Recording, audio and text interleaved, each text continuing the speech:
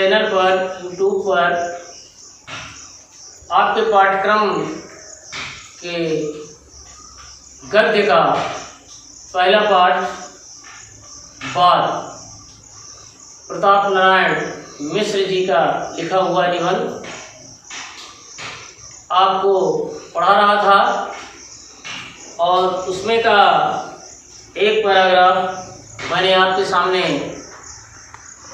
रख दिया था। उसी क्रम को आगे बढ़ाते हुए हमारी आपकी बात को लेकर के बात आगे बढ़ रही है। बात पाठ का शीर्षक से आपके इस पाठ का शुरुआत बात के काम इसी भांति अनेक देखने को मिलते हैं। प्रीति, वैर, सुख, दुख, श्रद्धा, घृणा, उत्साह आज जितनी उत्तमता और साहचर्य से बात के द्वारा विदित हो सकते हैं, दूसरी रीत से वैसे सुविधा नहीं। घर बैठे लाखों कोस का समाचार लेखनी से निर्गत बात ही बतला सकती है। डाकखाने अथवा तारघर के सहारे बात की बात में चाहे जहाँ की जो बात हो जान सकते हैं। यानी आज थोड़ा सा आधुनिकता है, आधुनिक रूप आ गया है। डाक तार का सहारा लोग कम लेते हैं। आपके ये जो मोबाइल चैनल है, इनके सहारे आप अपनी बात को बहुत कम समय में, क्षणों में ही बहुत दूर तक भेज देते हैं और वहाँ से भेजी हुई बात को आप सुन लेते हैं। आज विज्ञान का युग है, विज्ञान का युग है। हम अपनी बातों को बहुत दूर तक पहुंचा रहे हैं। मानव बहुत दूर तक पहुंच चुका है मेरे बच्चों। इसी कवि ने लिखा है कि जिसको कोई नहीं बस में कर सकता, उसको मानव ने अपने बस में कर लिया है। ये बात की करामात, विचारों की महानता है। जैसे आप देखें, किसी कवि ने लिखा कि हाय नरके करों में बंधे, हाय नरके करों में बंधे वार विद्युत भाग, हुक्म पे चढ़ता उतरता है पवन का ताप। आप अपने घरों में देखते हैं कि जब आपने चाहा पानी गर्म किया, पानी को ठंडा किया, वार की बात रही। बिजली को जब आपने चाहा चली और जब चाहा आपने बंद है। भाप, पानी को आपने जब चाहा उड़ाया, जब चाहा जमा किया। दोनों यंत्र आपके पास है। हुक्म पर चढ़ता उतरता है पवन का ताप। पंखे को आपने चाहा स्विच ऑफ किया बंद कमरे के अंदर और चाहा तो चला दिया, हवा है। तो ये क्या है? बात और विचारों की करामात। तो इसके अतिरिक्त बात बनती है, बात बिगड़ती है, बात आ पड़ती है, बात जाती रहती है, बात उखड़ती है। हमारे तुम्हारे भी सभी काम बात पर ही निर्भर करते हैं। बातें हाथी पाइए, बातें हाथी पाँव। बात से पराये अपने और अपने पराये हो जाते हैं। मक्खी चूस कंजूस, जो एक पैसा ना खर्च करे। उदार तथा स्व अल्पव्ययी का पुरुष युद्धोत्साही एवं युद्ध प्रिय, शांतशील कुमार्गी, सुपथगामी, अतच, सुपंथी, कुराही इत्यादि बातों के द्वारा ही बन जाते हैं। ये बातों का ही असर होता है जो मनुष्य को तमाम मार्गों से निकालना शुरू कर देता है। बातें ही मानव को आगे ले जाती हैं, पीछे ले जाती हैं। मनुष्य बातों के द्वारा बनता है, बिगड़ता है। बात का तत्व समझना। यानी बात का तत्व समझना सबके बस की बात नहीं है। लेखक के कहने का मतलब है कि जितना संसार है वो सब इसी बात में समाया हुआ है। बहुत से लोग तो कह देते हैं कि जिसके बात नहीं उसके बाप नहीं। ये भी आपने सुना होगा। ये बात का असर है और दूसरों की समझ पर अधिपत्य जमाने योग बात कर सकना भी ऐसे वैसों का साध्य नहीं। यानी अपनी बात को दूसरे के ऊपर जमा देना, कह देना, उस पर असर डाल देना, ये छोटे काम की बात नहीं। इसके लिए भी बड़े साहस की जरूरत है, बड़े विवेक की जरूरत है। लेखक के कहने का मतलब है तब आप अपनी बात को कहीं किसी जगह पर, स्थिर जगह पर अस्थायी रूप से, प्रभावशाली ढंग से बता पाएंगे। वही बात को आप कहते हैं असर नहीं करती, वही बात को दूसरा व्यक्ति कहता है जो प्रभाव में है, तो वही बात तगड़े से असर करती है। लेकिन अगर आप उसी तार्किक शक्ति के साथ अपनी बातों को पेश करें, रखें, तो आपकी बात भी उसी तरह प्रभाव डालेगी। बड़े बड़े विद्वान कवीश्वरों के जीवन बात के समझने में व्यतीत हो जाते हैं। यानी बहुत से विद्वान कवीश्वर ये केवल बात को समझने में ही अपना पूरा जीवन व्यतीत कर देते हैं। सहृदयगढ़ की बात के आनंद के आगे सारा संसार तुच्छ दिखाई देता है। जैसे बातों के और प्रकार लेखक ने इसमें बताए हैं, जैसे बालकों की तोतली बातें, सुंदरियों की मीठी मीठी बातें, सत्कवियों की रसीली बातें, सुवक्ताओं की प्रभावशाली बातें, जिनके जी को और ना और कर दे। यानी ये जितने प्रसंग आपके सामने बताए गए हैं मेरे बच्चों, इन बातों का असर मानव के हृदय पर बहुत गहरा पड़ता है। यानी वो अपने मस्तिष्क को, अपने दिमाग को, अपने हृदय को अगर शोक में डूबा हुआ है तो प्रसन्नता में डुबो देता है। अगर ऐसा नहीं करता है, अगर ये बातें ऐसा नहीं करती हैं, तो ये उस मानव को पशु नहीं पाषाण खंड समझना चाहिए। और भी कहा गया है, बात साहित्य में होती है और साहित्य बात में होता है। इसीलिए कहा गया है, साहित्य संगीत कला विहीना ते नर साक्षात पुच्छ विसारहीना। साहित्य संगीत और कला में जिसको प्रेम नहीं है, इससे जो विहीन है, वो इस संसार में उस पशु के समान है जिसे न तो सींग है और न पूंछ।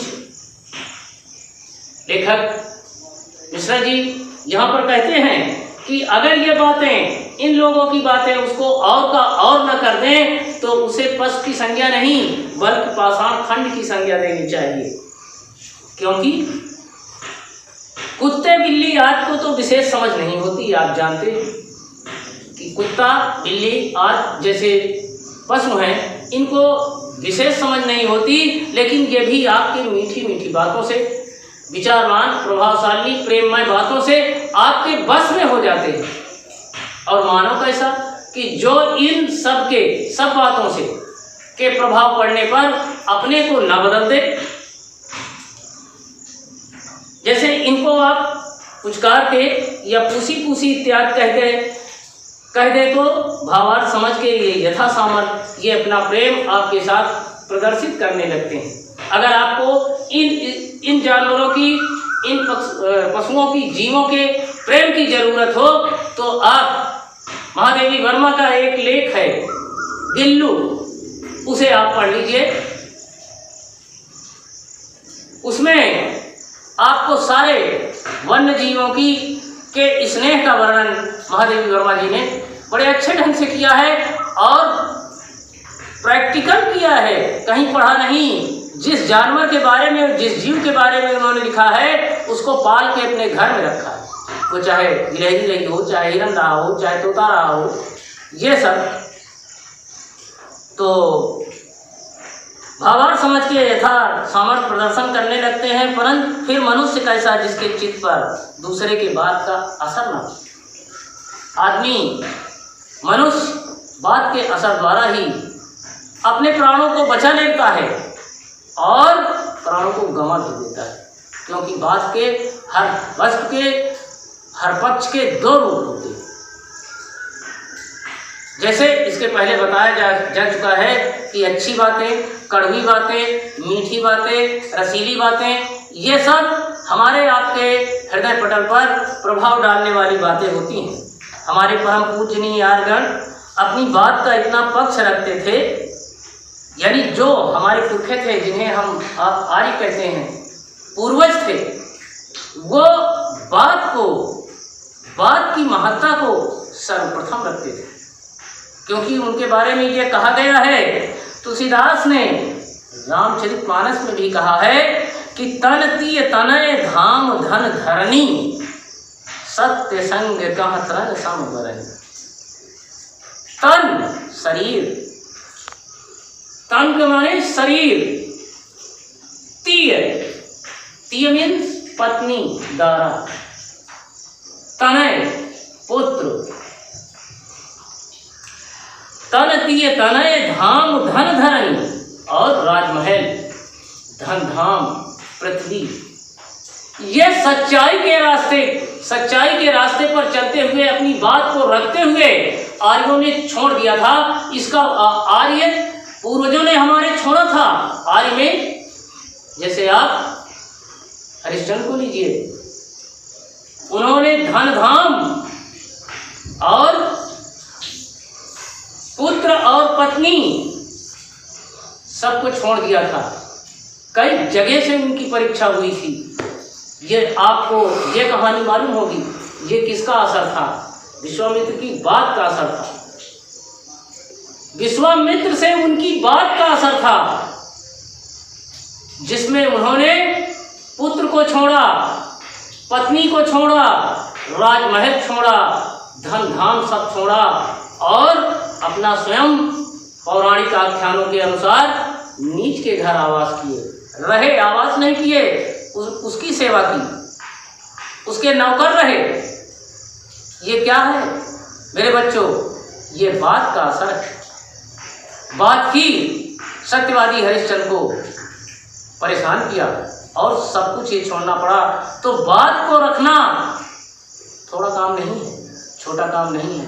बात को निभा जाना, बात को बचा लेना, ये बहुत बड़ा काम है।